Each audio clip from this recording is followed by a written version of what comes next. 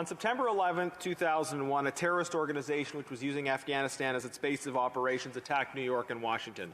In response to this attack, Canada joined an American-led coalition that worked to overthrow Afghanistan's Taliban government and that supported the transformation of Afghanistan into a free democracy. Canada also joined other countries in establishing tough new domestic anti-terrorism legislation that aimed at preventing any kind of presence of or interaction with domestic terrorist or designated terrorist organizations. So regarding the decision to overthrow Afghanistan's Taliban government, this was seen as just as a form of retaliation for the lives lost in September 11th, but it was also framed as a war for the liberation of the Afghan people. It was widely explained not as a war against Afghanistan, but as a war for Afghanistan, and in particular for the freedom of the Afghan people. The spirit of that period was one of profound optimism about the universality of the human aspiration for freedom and democracy, and about the possibility of external intervention quickly bringing about that democracy. This optimism was best expressed by then British Prime Minister Tony Blair, who said, "Ours are not Western values, they are the universal values of the human spirit. And anywhere, anytime, ordinary people are given the chance to choose, the choice is the same. Freedom, not tyranny, democracy, not dictatorship, the rule of law, not the rule of the secret police." And the implication in the minds of many seemed to be that we could use superior firepower to chase out the bad guys, introduce democracy, and then quickly move on with our lives. As Canada joined military efforts to support the transformation of Afghanistan into a free democracy, Afghanistan also became a major focus of Canadian development assistance. In this whole enterprise, we were motivated by the highest aspirations to sacrifice blood and treasure to allow women and men on the other side of the world to seize their birthright of freedom. But on August 15, 2021, almost exactly 20 years after the 9/11 attacks, as the last Allied soldiers were pulling out of Afghanistan, Afghanistan was again overrun by Taliban forces. So as of this moment in time, at least, our great optimistic efforts to transform Afghanistan ended in failure. On the same day that Kabul fell, rather than being at his desk working on the desperately needed response to these unfolding events, our Prime Minister was visiting the Governor-General to call a domestic election. An election that we did not need, that featured more polarization and demonization of Canadians than any in recent memory, and that returned a virtually unchanged Parliament. We would have been so much better off if the Prime Minister had been putting his responsibilities ahead of his perceived political interests. Now, leading up to the fall of Afghanistan, Conservatives have been calling on the government to use special immigration measures to assist the most vulnerable Afghans, those who had assisted Canada during the previous 20 years, as well as ethnic and religious minorities, such as Hazaras, Sikhs, Hindus, and Christians. In fact, the very first statement that I ever made in this House back in 2015 was to call for special immigration measures for Afghan minorities. The government's response to these calls has ranged from slow to non-existent, and lives have been lost as a result. But outside of the failures of our government, it's worth taking stock of what happened in general between September 11, 2001 and August 15, 2021. What caused the optimism for the expansion of freedom and democracy that drove nation-building in Afghanistan post-9/11 to fade into the fatalistic acceptance of apparent global democratic decline that led the United States and other countries to leave Afghanistan and to effectively hand it back to the Taliban? Transforming Afghanistan was a great and noble goal, but doing worthwhile things is never easy. Supporting the democratic development of Afghanistan was always going to be a long process, and if it was going to work, then it required a long-term commitment. Tony Blair is right in an ultimate sense that people always ultimately choose freedom over tyranny, but the short-term optimism of the post-9/11 era did not pay enough attention to the need to gradually and painstakingly develop the institutions and political culture of a free, pluralistic society over time. We were too quick to want to declare mission accomplished. We cannot expect to simply chase out the bad guys and then roll out the template of free democratic institutions, because there is no single template for such institutions. The core problem was that so-called neoconservatism was not in practice sufficiently conservative. Conservatism in its essential form emphasizes the importance of local culture, tradition, and familial attachments. In order to succeed, the institutions and culture of free democracy must be built on that pre-existing local foundation. There is no single template for democracy, because democracy succeeds when it builds on pre-existing cultural structures that have existing legitimacy, which then confer that legitimacy on the emergent democratic structures. This is how democracy was successfully built in the West, especially in the Anglo-American tradition, over a long period. If those advancing democracy elsewhere do not build on the existing cultural foundation, then there will inevitably be rival centers of power that compete for legitimacy with the new democratic institutions. In practice, neoconservatism was not sufficiently conservative because it did not sufficiently take stock of how deeply embedded traditions and authority structures need to be collaborated with and harnessed in order to build free institutions that are authentic to the local setting over time. Any work of external nation building requires both great patience and even greater humility. Free societies are not built like buildings. Rather, they grow like trees. Our own long history of halting democratic development in the West, building on pre-democratic foundations, should have made it clear to us that democratic development was always going to be a long-term project if it was going to be completed. In one sense, the work of securing democracy is never complete. As the saying goes, the price of liberty is eternal vigilance. Save for the possibilities of divine intervention or nuclear annihilation, there is no such thing as the end of history. That is as true in Afghanistan as it is anywhere else. The work of building Canadian democracy is not complete, and so why should we have expected it to ever be complete in Afghanistan? But of course, the hope of many, and rightly so, was that at some point along the way, external troops would be able to fully withdraw, and Afghans themselves would be the ones vigilantly guarding and defending their own freedom, no longer needing outside help. The critics of continuing Western involvement in Afghanistan believed that we needed to end so-called forever wars at a certain point and leave the country to its own work in this regard. But this framing of forever wars, I think, was highly misleading. American troops have been stationed in Korea for much, much longer than they have been in Afghanistan. Nobody considers that American presence in Korea a forever war. America's presence in Korea is rather a matter of a contingent of troops helping to guarantee the peace. The withdrawal of Americans from South Korea would create a significant heightened risk of catastrophic conflict. And so it is good for America to keep a contingent of troops there as long as is necessary. The nature of America's presence in Afghanistan was different, of course, than the nature of their presence in Korea. But the Western presence in Afghanistan was still consistent with the gradual drawing down of engagement, of more limited air support backing the Afghan army, of extremely low casualty figures in the later years compared to the height of the conflict, and a trajectory whereby a smaller and less costly presence could, over time, still help sustain local democracy and security. So the fall of Afghanistan to the Taliban was not the inevitable result of facts on the ground. It was the result of a political choice that reflected a change in the Western mood. The shift from too optimistic, impatient interventionism without sufficient cultural understanding to too pessimistic, isolationist abandonment. As we have seen, the politics of isolationism and withdrawal, of putting domestic issues over external security imperatives, has led to global democratic decline, greater insecurity, and ultimately a higher risk of costly war. This is why, in an age of further threats to free democracies, we must be vigilant and active, embracing realistic optimism and strategic patience, and making the investments and the sacrifices that are required to keep the world a safe place for freedom and democracy. The quote I read earlier continues with the poignant line, "The spread of freedom is the best security for the free." I hear from time to time from constituents who want us to ignore events far away and instead to simply focus on challenges at home. But history teaches us that that impulse to retrench from the world always leads to the decline of democracy and liberty and to threats from abroad washing up on our own shores. And so when this spirit prevails, the long-term cost to our own well-being and happiness is inevitably much higher than if we had been engaged with international events from the beginning. I hope we learn the lessons of that history and we apply it. Now, as it relates to Afghanistan, we must now turn our attention to that other legacy of 9/11, the impact of anti-terrorism legislation. Anti-terrorism legislation was designed to confront the threat posed by violent non-state actors. Certain states do engage in acts that would fit any coherent legal definition of terrorism, but we have generally found it useful to maintain the possibility of some intercourse with hostile or rights-abusing governments, even those that use terrorism. The extreme isolation associated with terrorist listing was therefore designed for violent non-state actors as opposed to for violent state actors. This design has, though, been stretched and complicated in certain respects in recent years. First, certain organizations, like the IRGC or the Wagner Group, may simultaneously function as an international terrorist organization and as a part of or close affiliate of a state.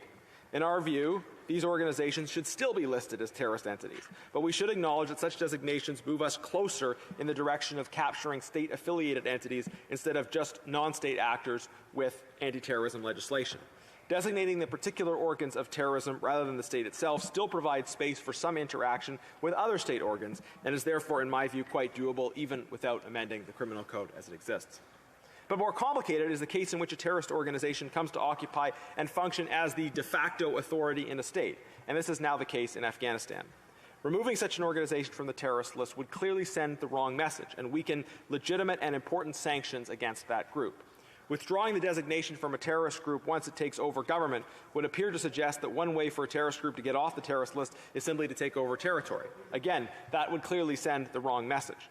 But the criminal code as it currently exists was not designed for the situation in which a terrorist group also functions as the de facto authority in a state. So it is reasonable to look for ways to make these provisions nimbler, if that nimbleness allows us to preserve the listing of terrorist groups as terrorist groups. Rather than removing the terrorist designation from a terrorist organization that is still a terrorist organization, we should be prepared to thoughtfully amend the criminal code to still allow some presence in and engagement with the people of a country when that country has been overrun by a terrorist organization, without in any way legitimizing that organization. And this brings us to the particular provisions of C-41.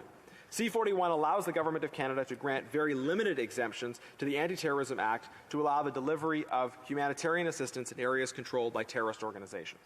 The legislation does not name Afghanistan or the Taliban directly, but it is clearly designed to allow the government to grant narrow exemptions that would allow the delivery of emergency humanitarian relief into Afghanistan.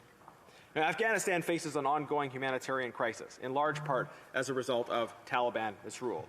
Terrorists are generally not very good at running an economy. And yet Canadian charities have not been able to deliver essential humanitarian aid because in the process of delivering that aid to the Afghan people, they may run afoul of the Anti-Terrorism Act and thus risk criminal prosecution. In this particular case, we're not talking about the expenditure of public funds. We're talking simply about increasing the precision of criminal code provisions in order to give private Canadian charities the freedom to deliver private funds to the suffering people of Afghanistan. C-41 does not prescribe the precise form of the exemptions that the government will grant. It simply gives the government the power to grant these exemptions. It is reasonable for government to have this power to deal with contingency situations, although the government will necessarily be held accountable for their judicious and effective use of this power. Now, in terms of the basic objective of Bill C-41, the biggest problem that I have is that it comes too late. Not too late to be useful, but too late for many who have already been suffering under Taliban misrule for over a year and a half. Peer countries have been way ahead of us in addressing this problem, and Parliament has been pushing the government to address this issue for almost all of that time. In fact, immediately after the 2021 election, Conservatives proposed a motion to create a special committee on Afghanistan. When it reported to the House last spring, that committee recommended that changes be made to allow humanitarian assistance to get into Afghanistan. And following that, this past fall, the Foreign Affairs Committee unanimously agreed to my motion calling for changes that would allow humanitarian assistance to get into Afghanistan, reiterating what was in the Afghan Committee's report. And the committee adopted a second motion on the matter proposed by the NDP earlier in the winter session, and yet it is still taken until the end of March for us to actually begin debate on this bill. Now, when I've met with international development stakeholders on this bill, they emphasize a significant concern about timelines, and in a few different senses. They highlight the issue of timelines for the passage of this legislation and the hope that the government will choose to prioritize it within their legislative agenda so that it can indeed move forward. This bill does need to be studied and debated thoroughly, but we are prepared to move it forward as quickly as possible, provided that sufficient time is set aside for study and debate. While the principles are important, the bill is technically and legally complicated and does require meaningful examination. But stakeholders are not only concerned about the timeline for the passage of this bill. They are concerned about timelines that the bill creates for them in actually being able to get to work on the ground. Until this legislation passes, international organizations are potentially prohibited criminally from running humanitarian or development programs in Afghanistan, if there is some risk of any portion of those resources eventually ending up in the hands of the Taliban. This legislation allows the Minister of Public Safety to grant certain narrow exemptions. So from the perspective of these organizations, the legislation marks an improvement.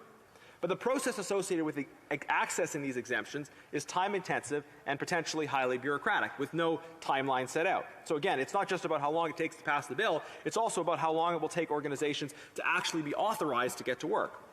The proposed process is that an exemption can be granted after thorough review by the Public Safety Minister, but only after the issue has been referred to that minister by another minister, either the Immigration or Foreign Affairs Minister, who will presumably have to conduct their own analysis. Exemptions also have to be granted for each individual organization. So if one development organization applies for and receives an exemption to operate a particular program, then another organization running an essentially equivalent program in the same or different geographic area will also have to apply for their own separate exemption. There is also a great deal of uncertainty about how widely an exemption would apply. Would an organization that got an exemption to run a program in one province in 1 year have to apply for another exemption to extend the program, run the same program in a different province, or run the program in another year? From my reading, there is a certain lack of clarity around the breadth of the exemptions that would be introduced. And multiple organizations doing essentially the same work would each have to apply separately instead of simply being able to proceed with their work based on an exemption granted to someone else. This process seems more bureaucratic and costly than it needs to be, and raises questions about whether the actual exemptions will be in place in a reasonable amount of time. It also raises concerns about equity. Will the government subject certain organizations to more scrutiny than others, and will small and diaspora-led organizations be able to access these exemptions alongside larger organizations that have a longer history of working directly with the federal government? Conservatives have repeatedly highlighted the need to ensure the inclusion of small and diaspora-led organizations in our thinking about international development. It is perhaps natural and inevitable that certain trusted partners are more likely to receive direct government funding, but it would be a grave problem if small and less-known organizations continue to face criminal prohibitions on delivering aid, while larger, better-known players were given exemptions in identical situations.